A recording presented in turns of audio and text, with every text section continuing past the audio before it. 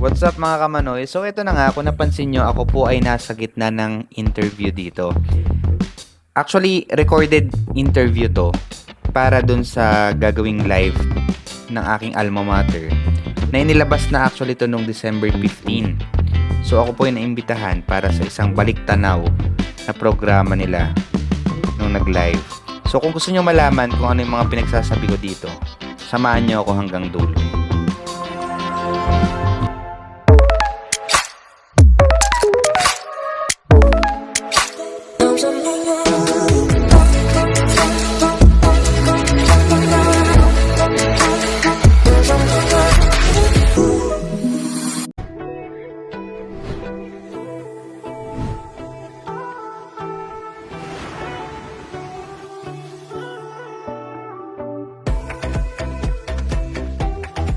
Sponsor po natin para dito sa ating second set ng raffle ay ang Reyes Hair Cutters na Cebu. Yan, nasa likod. Again, own po ito ng ating family ng ating alumni na si JJ Martinez. Oh. Mamaya nandito rin po siya sa presentation. And yun po, paki-like and syempre follow yung page po ng ating sponsor. And meron din po siyang vlog. Yan po siya, yung guy dyan sa Galing photo, po sa si kanya Joner yung prize natin Manoy. ngayon, ano? Po. Okay, medyo Yan, na thank you po boss. ulit May sa upuan ating mismo sponsor. Paki-like naman po ang kanilang page. Vlogger po si JJ. Ang kanyang vlog ay Joner Manoy. Okay, Ang like niyo kanyang po yun. FB page and ang kanyang YouTube vlog. Subscribe po natin. At yung pong business nila, yon si Reyes Hair Cutters na Cebu. Kaka-open lang po niyan. Okay. Kaya, yun naman. And for our next feature, Ayun, susunod po natin na segment ay ang STI Distinguished Alumni Award. Ma'am, ano Yun, ba itong sir. STI Distinguished Alumni Award? ito po ay isang prestigious award na for an alumni na manominate as one of the distinguished alumni of STI. Okay, so technically, syempre, kaya po tayo nag-distinguish na sino po na yung mga alumni natin na nag-excel. So si STI Alumni Association po yung nag-a-award ng Distinguished Alumni Award. So this is to commend or syempre to recognize yung po mga achievements ng alumni natin and yung mga individuals or syempre may mga selection committee po na nag-check pag nag-nominate po tayo. Basically, for each school, pwede naman mag-nominate kahit ilan, but then may selection committee. Pag na-nominate ka po ng school, it follows na ikaw ay may award ka na makukuha, parang cluster level, para pong ganon. So, pag na-nominate ka, may award ka na, that's cluster level for being nominated as an alumni, for the Alumni Distinguished Award. And then, pag na-screen ulit, tsaka po papasok sa national level. Yan. And yun po yung makikita nila ng mga presentations. Although, syempre, marami na din po tayong mga naging nominees, so hindi rin po lahat maipalabas natin. No, but just to mention, kasi nag-start po siya 2015, yung nomination for STI Alumni Distinguished Award. Yun pong makikita natin na 3 presentation. Yung 2 po ay nominee, and then our national awardee. Yun, malupit talaga. National Awardee po ba? tayo, no? Yes, sir. So, wag na po natin patagalin pa. Let us watch our STIAA nominees and awardee. Balayan, by the way, my name is Joseph John D. Martinez, also known as JJ. So yun, kagaya niyo po, ako po ay isang estudyante lang din ng STI College Balayan. Way back 2013, under po ako ng Hospitality and Restaurant Services. So yun po, nag-start po ang aking karera po sa corporate world. Siyempre, after ko po makagraduate. At nag-start po ako as ranking file lang din. Kagaya po ng iniisip ng iba, nag-i-start tayo sa mababa.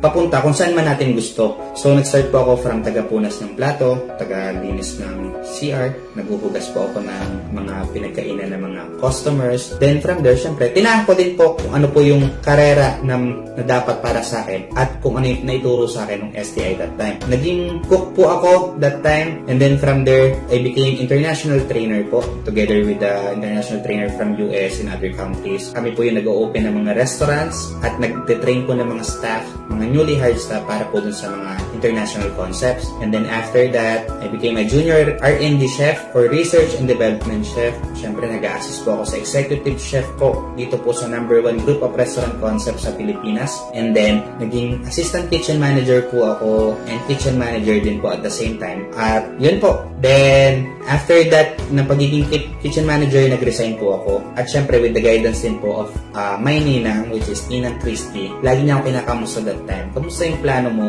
Ano gagawin mo ngayon? Sayang naman, bata ka pa. So, naniwala po ulit ako sa sarili ko na baka may ibubuga pa ako. Kala ko kasi ending na yung pagiging kitchen manager at that time. So, bumalik ulit ako sa karera ko sa same company, which is yung sinasabi ko number 1 restaurant group dito sa Pilipinas. And in several months, naging general manager po ako. So, tama, I'm the one who's handling the financial budget of the stores. I'm handling the staff. I'm the one who's sourcing the staff then as well. And the whole operations po. So, yun po yung minamanage ng isang general manager. So, yun po. Kwento ko lang din, when I was in STI, I started there way back 2011 and I'm happy to say na nagbigay sila ng warm welcome sa akin. Try po ako mag-audition sa isang band organization and for sure, kilalang nyo itong band organization ito, which is ang Notepad. Natanggap po ako that time. Hindi po ako magaling ng musikero, but still, siguro hobby ko rin talaga yung mag-play ng music instrument. Siyempre, may maganda po itong napuntahan because nag-back-to-back local champion po ako. Isa rin po ako part ng cluster competition dun sa buong Region 4A. Naging champion po kami doon. Naging national level representative po ako. Naginanap po sa Enchanted Kingdom. Part din po ako ng first ever STI night at siyempre nag-perform po dyan ang aking banda. And then, kung aware po kayo sa TNT or under po ito ng academics competition. Sa TNT or Tagisan ng Talino, isa rin po akong na nagbitbit po ng ating bandera sa iba't ibang school ng STI. So, isa po ako sa representative ng STI College Balayan under Chef Express at sa kagandahan palad po, ako po ay nakakuha po na 2 back-to-back local champion tapos cluster champion po din po back-to-back. 1 national representative na ginanap sa BGC and then, kung di ako nagkakamali, it's a bronze medalist kami under ng national level sa Bicol. So, with the full support syempre ng STI College Balayan, kahit wala kaming kasamang tao or team or other students from STI, nag-uwi po kami lahat ng medalya. So, hindi lang po ako, pati po yung mga kasama ko. So, under po ng team ni Ma'am Ola, lahat po ng dumayo po dyan, ni na Teacher Nicolay. Yun. So, ang kasama daan namin that time is si Sir Oliver Noriega at saka si Ma'am Aisa Digno. So, ayun. So, sobrang proud namin na parang hindi pala hadlang na wala kang kasamang support. Yung tiwala lang mismo ng school at yung dinadala mong pangalan na dapat may uwi mo to as kampyonato. Well, anyway, hindi kami nagkampiyon pero dumating yung taon na nagkampiyon at si Ma'am Christy po ay nag-message sa akin at sinabi niya sa akin na nag-champion na yung team natin. At sobrang proud po ako doon. At sobrang grateful po na naging part din po ako doon. Ako po ay tuloy na nagpapasalamat dahil akala ko po natapos ng aking role sa pagiging estudyante sa STI.